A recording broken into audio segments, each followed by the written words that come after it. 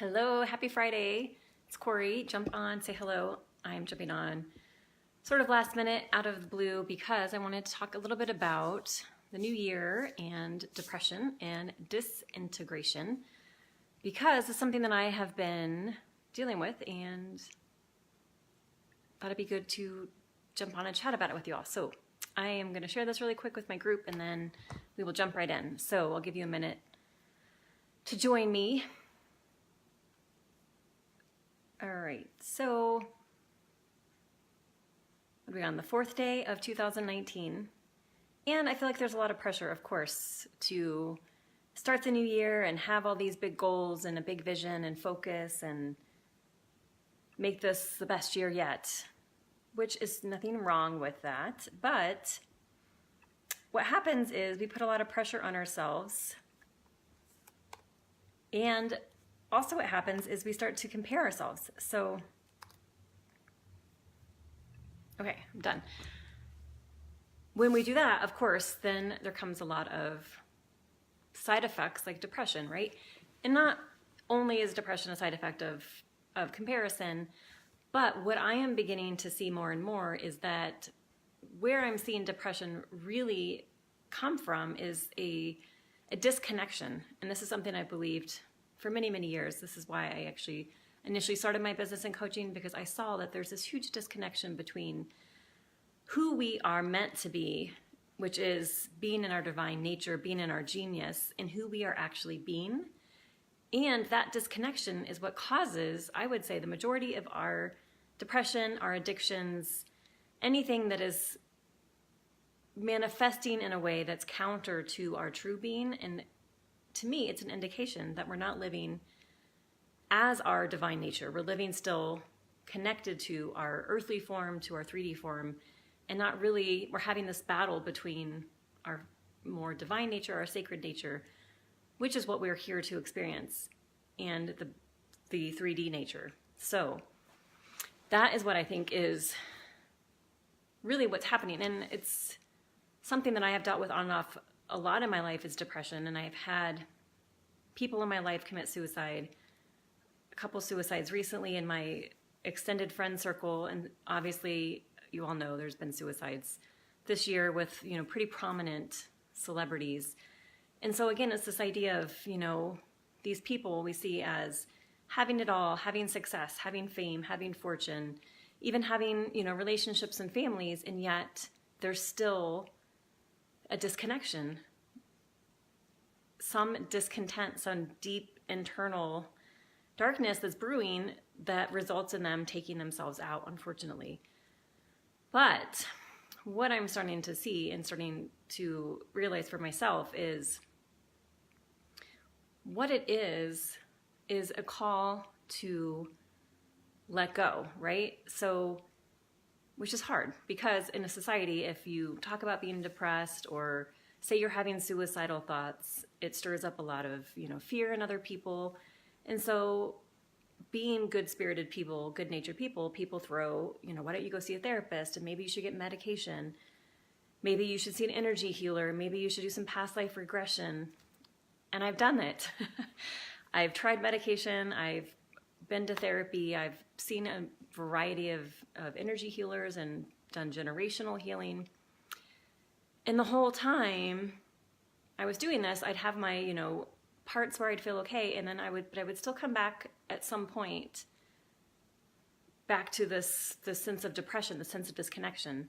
And what I'm seeing now is it was just a call to me to become, not that I was going crazy and not that I needed to go seek out therapy or medication, but it was a call to me that I was actually being called to become sane, but sane in a way that is counter to society, which is why it looks quote unquote insane to society, because society, unfortunately, wants conformity, wants standardization, and that's the ideology that I bought into. I had to follow a certain protocol, I had to look a certain way, I had to do a certain thing, I had to be a part of the tribe, and if I wasn't, then I would not survive. So that is a lot of what happens. We suppress our true nature in order to fit in, right? And then that suppression manifests as depression and addiction and suicidal thoughts. So what I'm seeing is something that I've become more aware of is that I was, in my whole process of doing this work was I was trying to align more with my soul. And what I'm now discovering is that the soul still has the imprints of generational lies and generational illusions. And for me, particularly on my mom's side of the family, her grandparents grew up in sort of an impoverished place. Then her parents raised kids during World War II, where they were cut off from a lot of food, so there was a lot of poverty mentality. And then they moved to the US, not having a sense of place, a sense of identity. So again, the sense of sort of not belonging. And then on my dad's side, his parents grew up during the Depression. So all of that was imprinted on my soul, and here I am trying to align more with my soul. So I was actually trying to align more with the lies instead of realizing what I am being called to do is actually to disintegrate my soul, which is really, really sometimes hard to grasp and to understand. But it's understanding that when you disintegrate the soul, it's the idea, and maybe you've heard before, of like you have to die to yourself constantly, right? Die to this idea that your identity is tied up in your fortune, in your family, in your friendships, in your career. You have to let all of that go because it's a false self, right? So if you are attached to having your identity aligned with a certain degree of financial success or career success or relationship success or family success, what happens when you lose all that? What happens when one of your family members dies or your best friend dies, in my case? Or you lose your career and you change careers and you completely change your identity, or you lose your family fortune or your own personal fortune, or you never have a fortune. And that's what your identity is built on. And so the idea is to disintegrate the soul from all those external attachments so that you can hold yourself in a place of high regard and deep connection to your divine nature, no matter what's going on outside of you, because you finally really see the truth, which is you are the only person that determines your worth and value, and you are the only person that can decide that no one and nothing has power over you. And so the idea of disintegration is that you come to the realization, because I think a lot of our struggles in this world is wanting a sense of worth and value and usefulness, is coming to a place to understand that you are here on this place in this world, ultimately to change people's lives, to change consciousness, to be in your divine nature, which sometimes, people might think of it as you're just this crazy, monster, right? But that's your genius coming through you. And that genius can't be valued. Because if you think about the things in this world that we value the most, it's beauty and health and art and love and joy. We can't place a value on those things. Those things are priceless. And so, but those are also the things that are in the most elevated state of consciousness, in the most elevated expression of genius.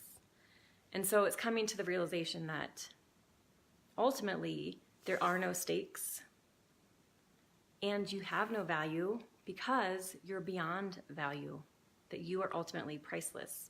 And holding yourself in that space of high regard, no matter what's happening around you, and holding on to the truth that no one and nothing has power over you, no matter what happens, that you will still hold yourself in high regard because you start to see yourself in your life and your work as a piece of art, as priceless. And that really helps to disintegrate this idea of having to be like connected to your soul or being connected to a sense of identity that comes from outside of you. It's really coming back to this deep, deep connection to your divine nature and your sacred self. So what I want to leave you with is what would be possible for you if for the rest of the day you held on to this idea that no one needs you and that no one and nothing has power over you, and that you are ultimately beyond worth and value and truly are a priceless work of art. And in that space of holding yourself in that space of high regard, what would be possible for you and where would that take you? Got it? Okay. All right, leave your thoughts below and enjoy this free flow Friday. Bye.